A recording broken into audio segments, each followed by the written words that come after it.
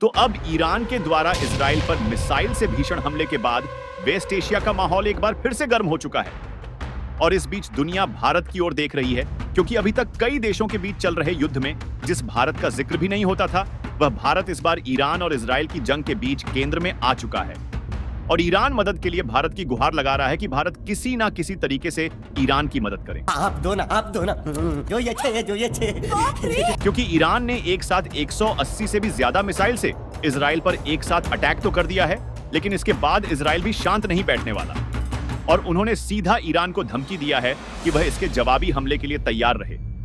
और ईरान को इसमें डर है कि कहीं इजराइल परमाणु बम से हमला ना कर दे, इसीलिए ईरान भारत से मदद की गुहार लगा रहा है।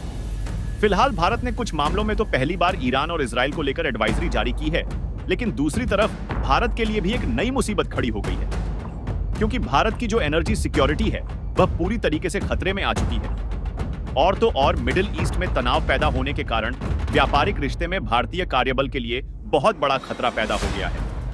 यहां तक कि मिडिल ईस्ट में जो भारत का फ्री ट्रेड एग्रीमेंट है, उस पर भी नई आफत टूट पड़ी है, जिससे भारत जल्द ही कोई ना कोई कदम उठाने पर मजबूर हो सकता है। इस वीडियो में विस्तार से समझेंगे कि ईरान और इजराइल के बीच नए युद्ध के मोड़ पर भारत किस तरीके से अटक रहा है, और साथ ही यह भी आपको बताने वाले हैं कि भारत पर कौन सी नई मुसीबत टूट पड़ी है और इससे भारत किस तरीके से निपटे।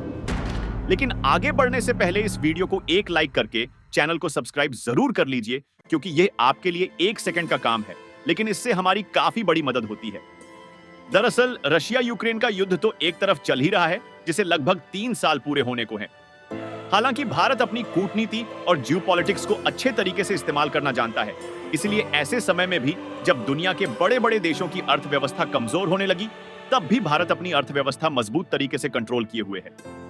और पिछले 2-2.5 सालों में अगर किसी देश की सबसे तेज बढ़ने वाली अर्थव्यवस्था है तो वह है भारत की। और आज भी भारत की जीडीपी रफ्तार दुनिया के सभी देशों से आगे है, क्योंकि भारत ने यहां पर एनर्जी सेक्टर को सिक्योर करने पर फोकस किया, जिसमें भारत ने अमेरिकी प्रतिबंधों के बावजूद भी दिमाग लगाया और डॉलर की बजाय सीधे रुपए में पेमेंट करके रूस से सस्ते प्राइस में तेल खरीदना शुरू कर दिया। और जब भारत को सस्ते दामों में कच्चा तेल मिलने लगा, तो हमने उसे रिफाइन करके डीजल और पेट्रोल जैसे उपयोगी फ्यूल में कन्वर्ट किया। यानी कि एक तरीके से हमने डीजल और पेट्रोल जैसे फ्यूल को वैश्विक व्यापार से सस्ता बना लिया, और इसी के कारण ट्रांसपोर्टेशन लागत कम हो गई, जिससे हमारे व्यापार में कोई भी दिक्कत नहीं आई और हमने अपने सामानों को इंपोर्ट और एक्सपोर्ट आसानी से किया। यानी कि भारत का व्यापार डिस्टर्ब नहीं हुआ, जिससे रशिया यूक्रेन के युद्ध का तो भारत की इकोनॉमी पर कोई भी खास फर्क नहीं पड़ा। लेकिन अब ईरान और इजराइल के बीच भीषण युद्ध के कारण भारत की अर्थव्यवस्था के लिए भी नया मोड़ खड़ा हो चुका है। दरअसल पिछले साल अक्टूबर महीने में इजराइल और फिलिस्तीन के बीच शुरू हुई जंग में सबसे पहले लेबनान शामिल हुआ। उसके बाद ईरान का जो इस्लामी संगठन हिजबुल्लाह है, वह भी इजराइल के ऊपर टूट पड़ा।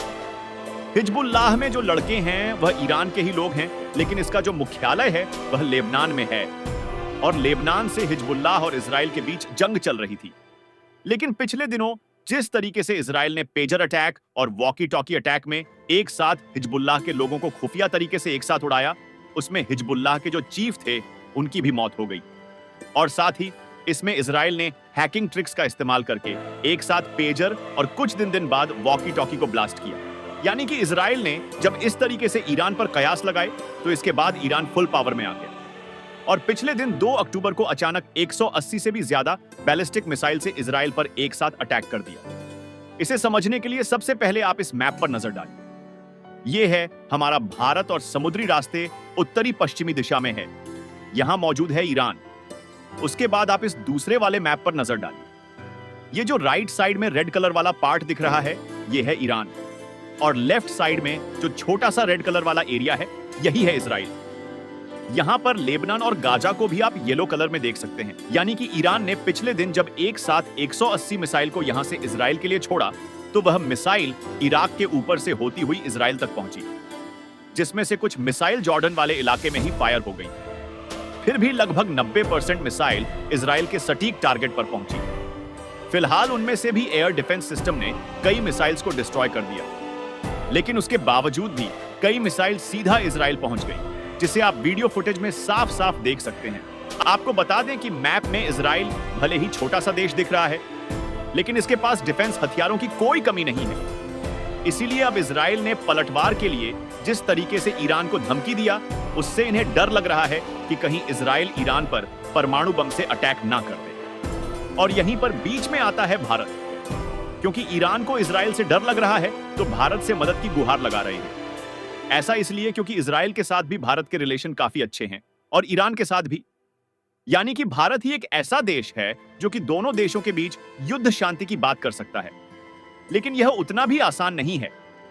हालांकि अभी तो भारत ने इंडियन लोगों के बचाव के लिए एडवाइजरी जारी किया है और भारत आगे चलकर कोई बड़ा कदम उठा सकता है। लेकिन यहां पर इन दोनों देशों में मचे युद्ध के कारण भारत की इकोनॉमी पर एक नया मोड़ खड़ा हो चुका है। सबसे पहली बात तो यह है कि ईरान, जो कि विश्व में कच्चे तेल का एक बहुत बड़ा सप्लायर है, इनके द्वारा एनर्जी की सप्लाई डिस्टर्ब हो चुकी है और क्रूड ऑयल के दाम तेजी के साथ बढ़ना शुरू हो चुके हैं, जिसका इनडायरेक्टली इफेक्ट भारत पर भी देखने को मिल सकता है।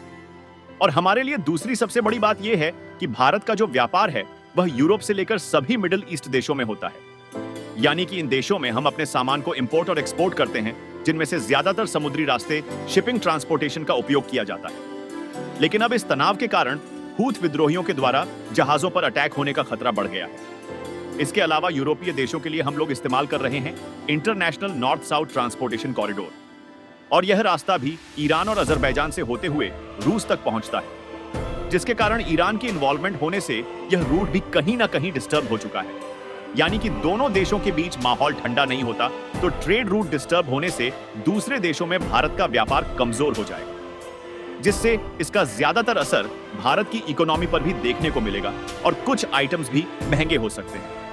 फिलहाल आपको क्या लगता है कि भारत को ईरान की मदद करनी चाहिए? हमें कमेंट बॉक्स में जरूर बताएं। और अंत में, अगर आपको यह वीडियो पसंद आई हो तो इसे अपने दोस्तों के साथ शेयर करें ताकि उन्हें भी इस अहम मुद्दे की जानकारी मिल सके। साथ ही इस चैनल को सब्सक्राइब करना न भूलें। अगली बार मिलेंगे एक और नए विषय के साथ। तब तक के लिए धन्यवाद। जय श्री राम।